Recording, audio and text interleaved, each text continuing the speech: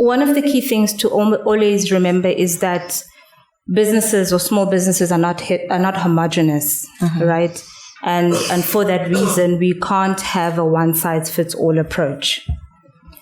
Secondly, typically in incubation spaces, you come with your product, you clear about your value proposition, and the program is happy to help you scale or grow. When you have a vast majority of this country unskilled, went through bad education, there's a lot that they don't know that they can even access even around them. So, for example, some of the things that Ava is doing is you take an area like Matatiele. It's a strategic water source area in this country. It is highly infested by wattle, which is an alien invasive plant. Now you have the Department of Forestry and Environment spending about 13 billion a year trying to remove these trees. One, it's not done in a sustainable manner. So people remove these things in a way so that they can grow again. They take the base and then leave it, and then it creates fire hazards and all sorts of things. But the key part of it is that it takes away all the water, nutrients, and everything good from the earth.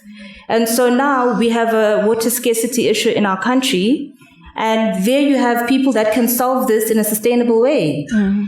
So what we're doing is we have people clearing, but clearing in a sustainable way so that you're not wasting money on fixing a problem that's going to come up again. And then now dams are flowing, springs are flowing. All of a sudden you have these trickles and glimmers of hope in a community where people had lost their their grazing lands. There's no space for crop planting. Rivers and lakes are dry in the area. They had been. And now all of that's coming back.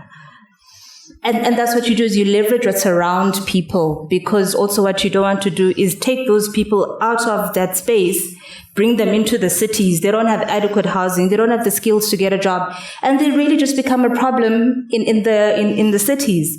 So you create the opportunities where people are. You help people create value add. So you have to give them skills. They're not going to come with a ready product. So you have to have the patient capital that's going to take them through that skills development process so that they can refine their skills.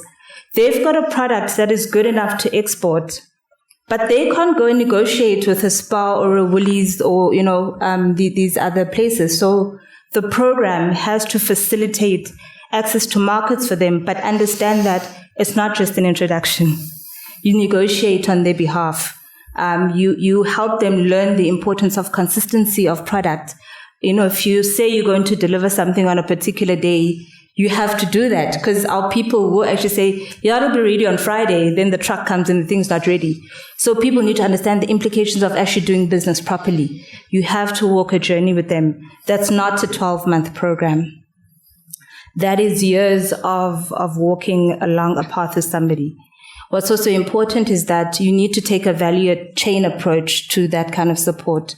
So you start off with the skill. In fact, not even with the skills. I think something we forget in the space is that as much as we say we're supporting businesses, these are people. When I had a corporate job, I went through, I think the first job I had to do 4 psychometric assessments. And every time I've had to get a job, I've had to go through those kind of assessments. So you understand that there's a level of understanding from corporate that you need to invest in the right people. You need to invest in people. Then there's talent management and all these other things that we have in our corporates to help the person become their best so that they can give the best to this organization. The same is required of our SMEs. If you look at the stats around child-headed households, if you look at the stats around single-parent households, there's a lot that people need support with. In corporate, I remember times when you get an email and the email etiquette's just wrong, there's no proper greeting, and people get impatient with those kind of things. Unfortunately, if you only touch a laptop when a corporate has bought it for you because, you just haven't had that kind of exposure, you are going to make those mistakes. And you need to be supported through that in order to develop the right habits, right? And that's not going to take 12 or even 24 months.